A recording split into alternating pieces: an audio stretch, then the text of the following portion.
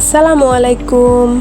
আবার এসে পড়েছি আপনাদের সবার প্রিয় পিউস ডেইলি লাইফ ব্লগে। তো আজকেও আমি একটা আপনাদের জন্য রেসিপি নিয়ে এসেছি।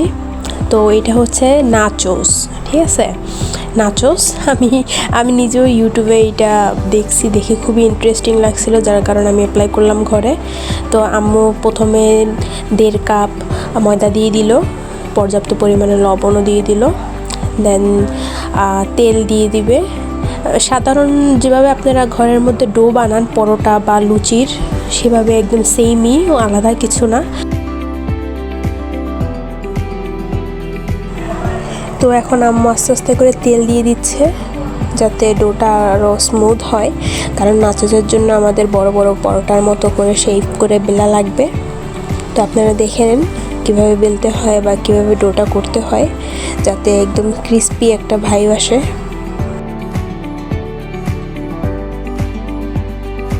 একবারে পানি ব্যবহার করলে হয়তো বা ডোটা ঠিকমতো পরিমাণ মতো হবে না, যার কারণে অল্প অল্প করে আপনাদের পরিমাণ মতো আপনারা পানি ইউজ করতে পারেন। দেখতে পারেন যে ডোটা আসলে শক্ত হয়েছে না নরম হয়েছে, ওইরকম করে আপনারা আস্তে আস্তে করে পর্যাপ্ত পরিমাণে পানি নেবেন হাতের মধ্যে করে।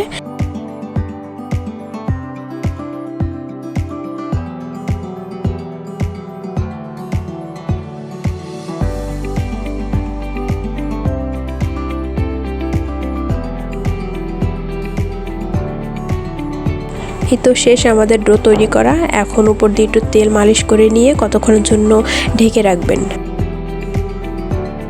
আলাদা করে রাখা মাংসের টুকরাগুলোর মধ্যে এখন দিয়ে দিলাম ধনিয়া গুঁড়া, আদা রসুন বাটা, পরিমাণ মতো জিরা গুঁড়া আর পরিমাণ মতো লবণ, যতটুকু আপনাদের মনে হবে যে এটাই পারফেক্ট। তার মধ্যে আমরা অ্যাড করে দিলাম হলুদ আর মরিচের গুঁড়া।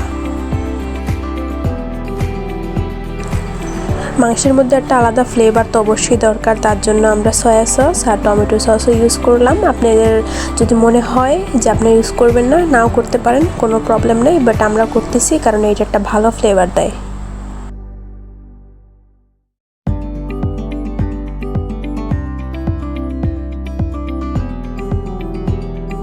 এখন একটা পাত্রে পর্যাপ্ত পরিমাণ তেল নিতে হবে। তো মাংসটা ম্যারিনেট করে রেখেছিলাম, দেখেন কি সুন্দর মনে হচ্ছে যে কাঁচাই খাওয়া যাবে।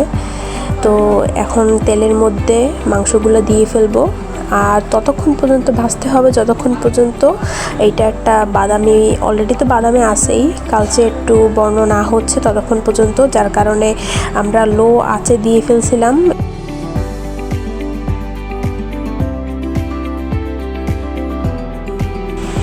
চুলায় একদিকে মাংস বসিয়ে আসলাম, এখন রুটি বেলার কাজ শুরু করে দিলাম। তো চিকন চিকন করে প্রত্যেকটা রুটি বেলে নিতে হবে। আমাদের প্রত্যেকটা রুটি বেলা শেষ। এখন তাওয়াটা নিলাম, তাওয়াটার মধ্যে একটু ব্রাশ করে নিচ্ছি, কারণ এটা ভাজা লাগবে না, বাট সেদ্ধ হয় ওরকমভাবে দেওয়ার সাথে সাথে উল্টিয়ে তুলে নিতে হবে।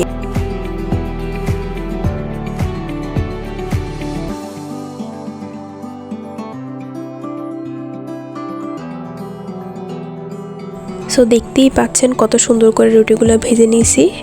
এখন একটার উপর একটা রেখে এখন কেটে ফেলবো শেপ অনুযায়ী। দেখেন কত সুন্দর করে শেপগুলো দিচ্ছি আমি।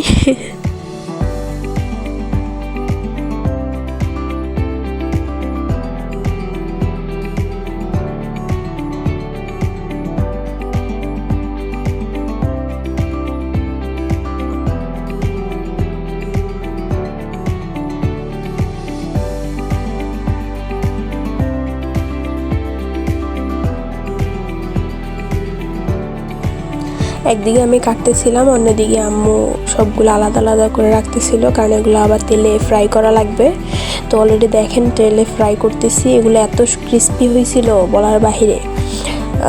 একটা একটা করে ফ্রাই করতেছিলাম, একদম ফুলে লুচির মতো হয়ে যাচ্ছিল।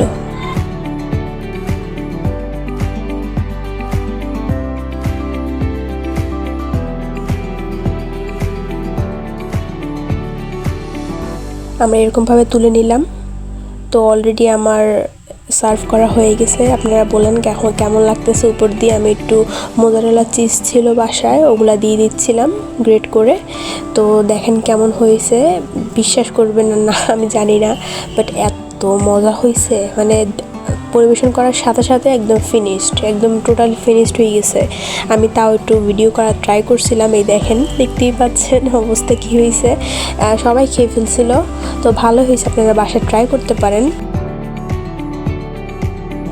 আমাদের রেসিপিটা যদি আপনাদের ভালো লেগে থাকে প্লিজ প্লিজ প্লিজ শেয়ার করবেন, বেশি বেশি করে লাইক করবেন, সাবস্ক্রাইব করবেন, আমাদের পাশে থাকবেন, সাপোর্ট করবেন। ধন্যবাদ। আল্লাহ হাফেজ।